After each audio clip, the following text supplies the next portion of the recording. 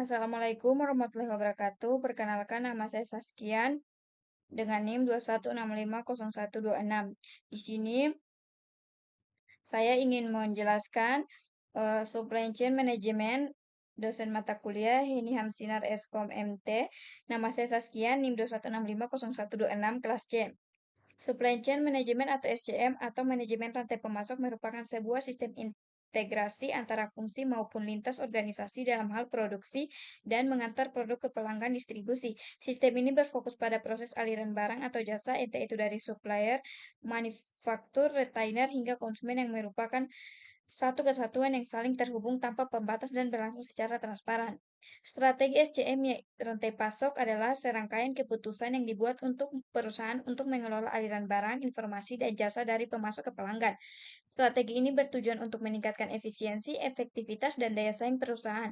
Ada tiga strategi, yaitu satu strategi biaya rendah, dua strategi respon, dan strategi diferensiasi.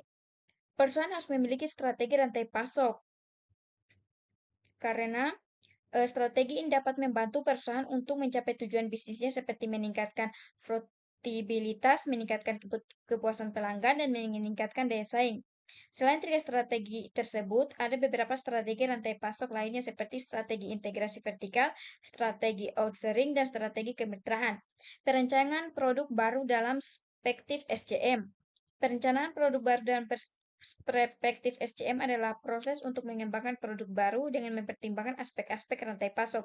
Proses ini dimulai dengan pemahaman kebutuhan pelanggan pasar, dilanjutkan dengan pengembangan konsep produk, desain produk, dan pengujian produk.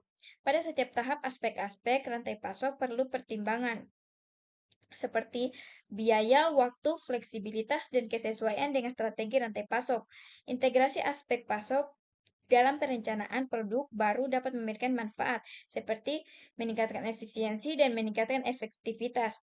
Konfigurasi jaringan SC. Konfigurasi jaringan supply chain adalah pengaturan fasilitas produk, gudang, dan transparasi yang digunakan untuk mengalirkan barang, informasi, jasa ke pemasok dan pelanggan. Ada beberapa faktor yang perlu dipertimbangkan dalam menentukan konfigurasi jaringan SC, yaitu strategi rantai pasok, karakteristik produk, lokasi pasar, ketersediaan infrastruktur, dan biaya.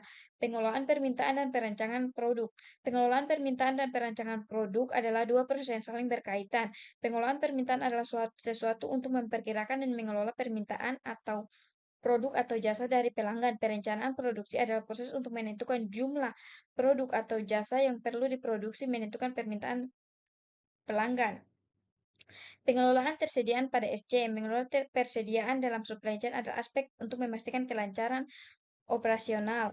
Tujuannya pengelolaannya yaitu menjaga ketersediaan stok, mengurangi biaya penyimpanan, mengoptimalkan efisiensi, dan meningkatkan kepuasan pelanggan. Manajemen pengadaan yaitu membantu organisasi untuk mengurangi biaya.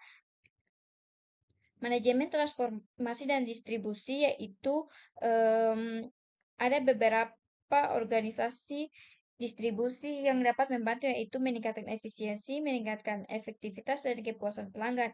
Distorsi informasi dan bullshit efek adalah dua fenomena yang saling terkait yang dapat menyebabkan berbagai masalah rantai pasokan.